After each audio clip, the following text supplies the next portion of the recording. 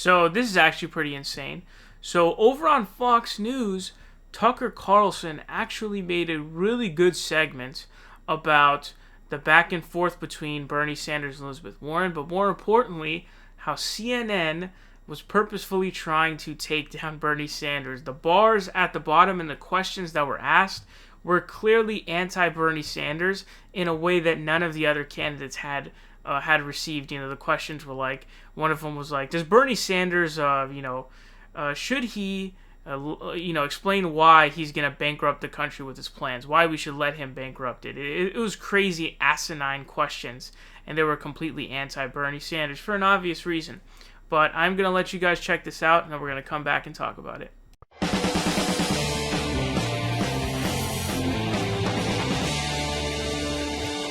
Good evening and welcome to Tucker Carlson Tonight. This election is coming up fast, faster than you may realize. How fast? Well, 6 months from tomorrow, the leadership of the Democratic Party will gather on the floor of a basketball arena in Milwaukee and formally nominate their presidential candidate. Now, at this point, as of right now, there's a strong chance that nominee will be Bernie Sanders. If that happens, if Sanders becomes the official leader of the Democratic Party, there will be chaos. The party's funders on Wall Street will recoil in terror at what's to come. They'll be joined in that terror by the establishment class in New York and Los Angeles, as well as by the entire intel and foreign policy bureaucracies in Washington. And all of these people demand to know one thing. How'd this happen? How did Bernie Sanders become the Democratic nominee? And that's a good question. Here's part of the answer. It all started last night at the Democratic debate in Des Moines, when CNN President Jeff Zucker decided to destroy the Sanders for President campaign. Now, Zucker poses as a television executive, but he operates like a political consultant. His latest client is the Democratic establishment, which has dispatched him to crush Bernie Sanders before he can take control of the party. So just before last night's debate, CNN ran a story claiming, without any proof at all, that Bernie Sanders had once told Elizabeth Warren that a woman could not be president. Sanders denied that charge vigorously, but the message was unmistakable and crystal clear. He's a sexist. Don't vote for him. CNN relentlessly hyped the allegations on air, and then once again during the debate. Watch how Zucker's hand-selected moderator framed the story. Senator Sanders, I do want to be clear here. You're saying that you never told Senator Warren that a woman could not win the election. That is correct.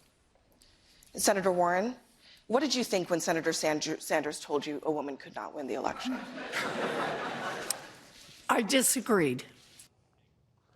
Senator Warren, what did you think when Senator Sanders told you a woman could not win the election? Which he clearly did because he's old and hates women and also lies a lot. Just more journalism from our friends on cable news. Suddenly, in weed-scented apartments around Brooklyn and the Bay Area, legions of Bernie supporters understood for the very first time why Donald Trump is always attacking CNN. Why? Because CNN deserves it. And thousands of them reached for their credit cards in response. By this morning, the Sanders campaign was reporting its best ever fundraising on a debate day, with more than 100,000 individual donations. So it turns out it's possible to level attacks that are so stupid and so unfair that they wind up helping the person you're trying to hurt. That's a lesson CNN has repeatedly failed to learn in the Trump era, and they were no smarter this time. From within Jeff Zucker's dark and airless bubble, everything seemed to be going precisely according to plan. Sanders, look, a lot of it's personal preference. I didn't think his answer vis-a-vis Elizabeth Warren and what was said in that conversation was particularly good. He was largely dismissive. Well, I didn't say it. Everybody knows I didn't say it. We don't need to talk about it. And I think what Bernie forgot was that this isn't a he said, she said story. This is a reported out story that CNN was part of breaking. So to have him just flat out say no, I think wasn't nearly enough to address that for the women watching. And I can't imagine any woman watching last night and saying, I believe Bernie. I think people believe Elizabeth. This was Elizabeth Warren's night. She needed to do something. And there was a banana peel sitting out there for Bernie to step on when it came to his comments about women. I think Bernie stepped on it and slid around. She knocked that moment out of the park. Oh, CNN. It's a world where buffoonish old Joe Lockhart, mustard stains on his shirt, is suddenly a renowned expert on what women really want. Hilarious. Ask his first wife. But no one in Zuckerland thought it was funny at all. They had their orders. They proceeded to carry them out with grim determination. Onward to battle! Bernie must be stopped! It almost seemed personal And in some ways, it was personal. Just 4 days ago, CNN settled a lawsuit with its unionized employees for a record $76 million. It was the single largest payout ever collected in the 84-year history of the National Labor Relations Board. When that deal was announced, Bernie Sanders issued a statement celebrating the win for CNN's oppressed and miserable workforce. And they are, trust me. Quote, "Congratulations to the communication workers of America for this victory. This is the result of the union fighting for years to get these workers the justice they deserve." End quote. Jeff Zucker was not amused by that. He readied his troops for battle. But in the end, it didn't work. And by the way, it won't work. Americans may dislike politicians, but they hate the media more.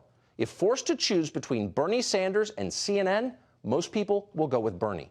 Wow, so that might be the best Tucker Carlson segment that I've seen. There wasn't even too much of the propaganda in there, because a lot of Tucker Carlson's segments will be like sort of transformed into being propaganda, like the one that he did against Jeff Bezos and Amazon, and how Jeff Bezos's employees were taking taking social programs, because they didn't make enough money to live without them, right?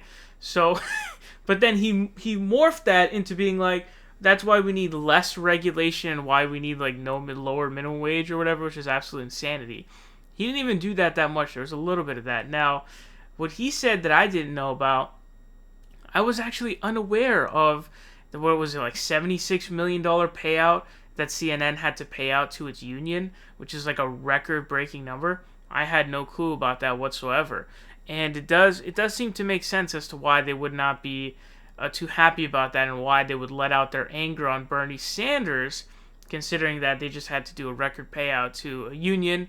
Not only is Bernie Sanders obviously the biggest union guy, but he, directly basically was very happy about that. So CNN seemed to kind of go after them for that, which I actually did not know about, and I definitely did not draw on that line. Now, the one point where he tries to do a little bit of transformation and morphing into some propaganda, he says, "Oh, Bernie supporters finally see why it is that Donald Trump goes after CNN so much.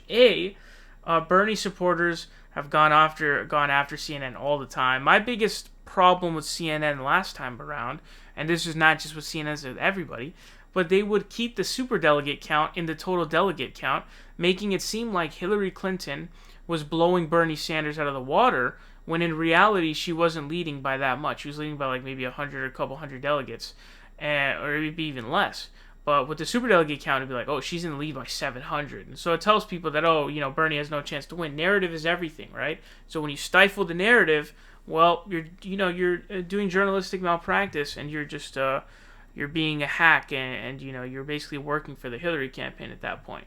And there are definitely times where Trump goes after CNN where he's just wrong, or it's in a dumb way. Now, there are times where he'll go after them because they'll do some dumb shit, as they always do dumb shit with Bernie Sanders. And I have to say, again, that Elizabeth Warren will definitely lose to Donald Trump if she's the nominee. Her numbers with independents are atrocious. In fact, she's tied with Donald Trump.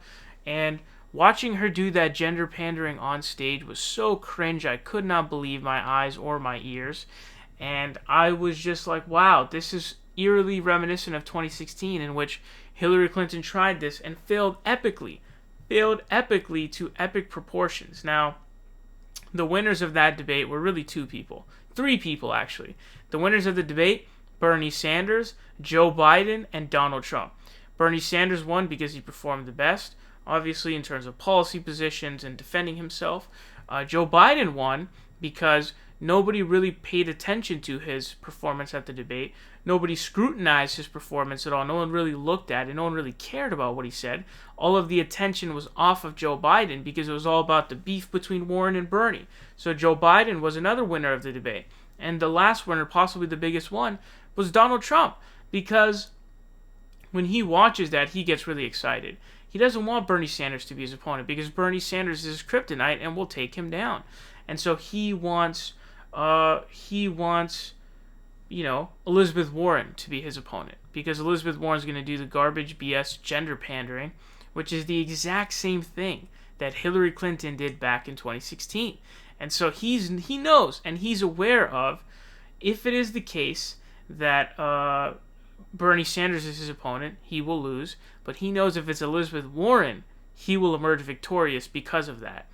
And so that debate stage was very beneficial to Trump. And I'm increasingly worried about Elizabeth Warren becoming the nominee.